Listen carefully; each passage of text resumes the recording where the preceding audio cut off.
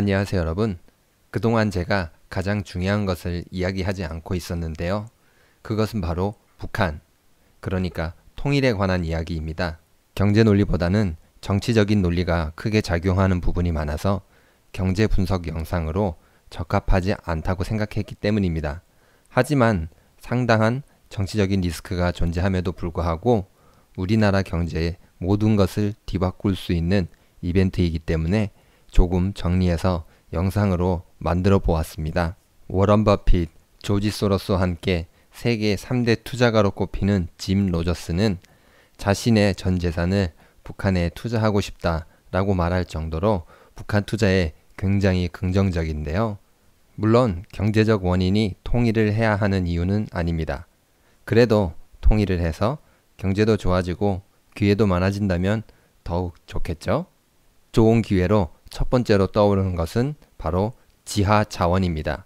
북한 자원 연구소에 따르면 마그네사이트 2.9조 달러, 갈탄 2.3조 달러, 무연탄 5,350억 달러, 철광석 2,430억 달러에 이를 것으로 추정된다고 하는데요. 다른 자원들을 합치면 총 6조 2천억 달러로 우리나라보다 20배 이상 많은 것으로 추정됩니다.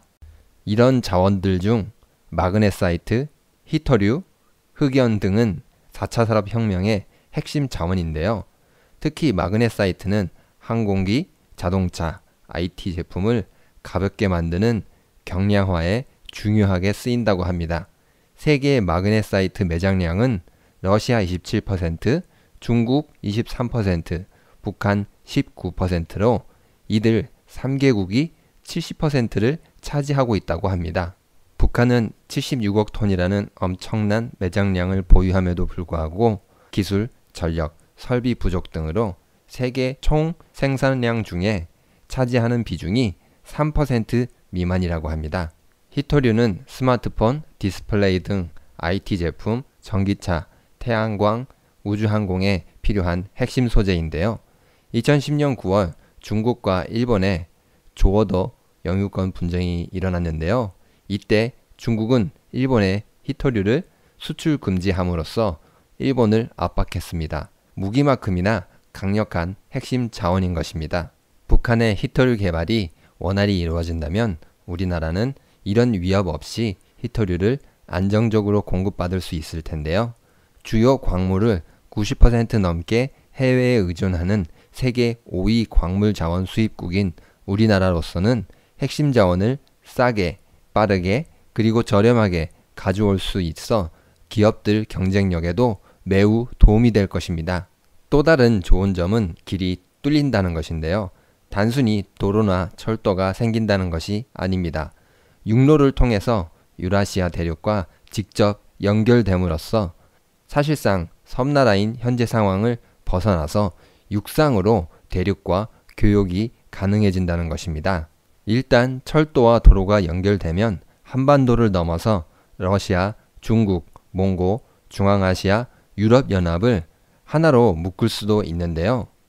현재 우리나라에서 동유럽까지 해상으로, 그러니까 바닷길로 수출을 하려면 50일이 걸린다고 합니다. 하지만 철도가 연결이 된다면 18일로 무려 한 달 가까이 줄어들게 되는데요. 기술 발전과 가격 하락 속도가 빠른 전자제품은 운송 시간을 줄이는 것만으로도 엄청난 이익을 가져올 수 있습니다. 또한 재고 관리와 제품 변경 등을 보다 신속하고 효율적으로 할 수 있어서 기업의 경쟁력을 한 차원 더 높이 끌어올릴 수도 있는데요. 통일된 길을 따라 사람, 물자, 돈이 지금보다 더욱 활발하게 움직이게 될 것입니다. 여러분도 잘 알다시피 통일에는 비용이 들어가게 되는데요. 신한금융투자 한반도 신경제팀의 자료에 따르면 도로와 가스, 전력, 철도, 항공, 항만, 산업단지 등 초기 인프라 건설 투자 규모는 122조 원으로 추산된다고 했습니다. 122조 원이라는 투자 규모는 천문학적이지만 기대되는 경제적 효과는 훨씬 더 클 것으로 계산되었는데요. 초기 인프라 투자의 경제적 효과는 약 303조 원에 이를 것이라고 예측했습니다.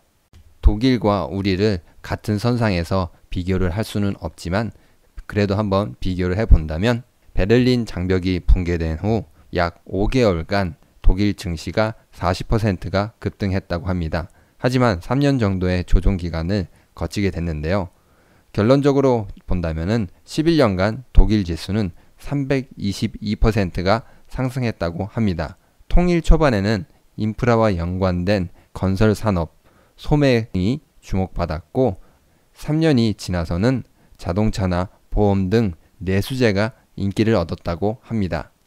KB금융그룹 자료에 의하면 통일 초기에는 건설, 통신, 에너지, 원자재, 음식 등의 산업이 발달할 것이라고 했습니다.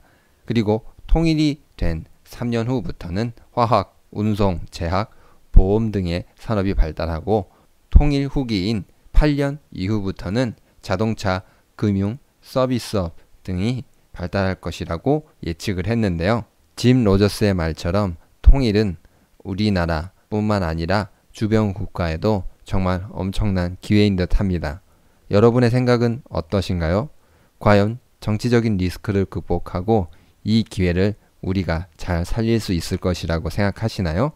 기회가 될지 위기가 될지는 우리 손에 달려있다고 생각합니다.